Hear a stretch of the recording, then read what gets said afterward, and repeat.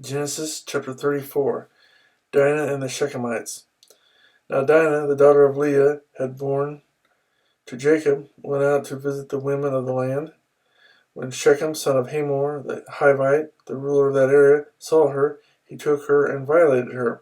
His heart was drawn to Dinah, daughter of Jacob, and he loved the girl and spoke tenderly to her. And Shechem said to his father Hamor, "Give me this girl as my wife." When Jacob heard that his daughter Dinah had been defiled, his sons were in the fields with his livestock, so he kept quiet about it until they came home. Then Shechem's father Hamor went out to talk with Jacob. Now Jacob's sons had come in from the fields as soon as they heard what had happened. They were filled with grief and fury because Shechem had done a disgraceful thing in Israel by lying with Jacob's daughter, a thing that should not be done. But Hamor said to them, "My son Shechem has his heart set on your daughter. Please give her to him as his wife. Intermarry with us, give us your daughters, and take our daughters for yourselves. You can settle among us, the land is open to you. Live in it, trade in it, and acquire property in it." Then Shechem said to Dinah's father and brothers, "Let me find favor in your eyes, and I will give you whatever you ask. Make the price for the bride and the gift I am to bring as great as you like, and I'll pay whatever you ask me. Only give me the girl as my wife." Because their sister Dinah had been defiled, Jacob's sons replied deceitfully as they spoke to Shechem and his father Hamor. They said to them, "We can't do such a thing. We can't give our sister to a man who is not circumcised. That would be a disgrace to us.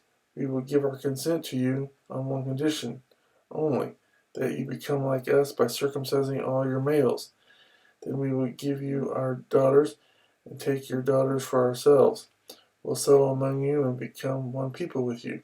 But if you will not agree to be circumcised, we will take our sister and go."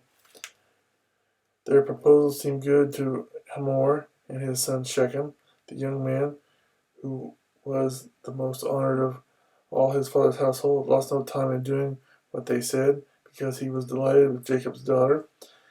So Hamor and his son Shechem went to the gate of their city to speak to their fellow townsmen. "These men are friendly toward us," they said. "Let them live in our land and trade in it. The land has plenty of room for them. We can marry their daughters and they can marry ours.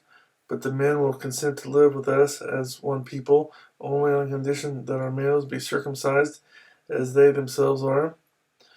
Won't their livestock, their property, and all their other animals become ours? So let us give our consent to them, and they will settle among us." All the men who went out of the city gate agreed with Hamor and his son Shechem, and every male in the city was circumcised. 3 days later, while all of them were still in pain, two of Jacob's sons, Simeon and Levi, Dinah's brothers, took their swords and attacked the unsuspecting city, killing every male. They put Hamor and his son Shechem to the sword and took Dinah from Shechem's house and left. The sons of Jacob came upon the dead bodies and looted the city where their sister had been defiled. They seized their flocks and herds and donkeys and everything else of theirs in the city and out in the fields. They carried off all their wealth and all their women and children, taking as plunder everything in the houses. And Jacob said to Simeon and Levi, "You have brought trouble on me by making me a stench to the Canaanites and Perizzites, the people living in this land. We are few in number, and if they join forces against me and attack me, I and my household will be destroyed." But they replied, "Should he have treated our sister like a prostitute?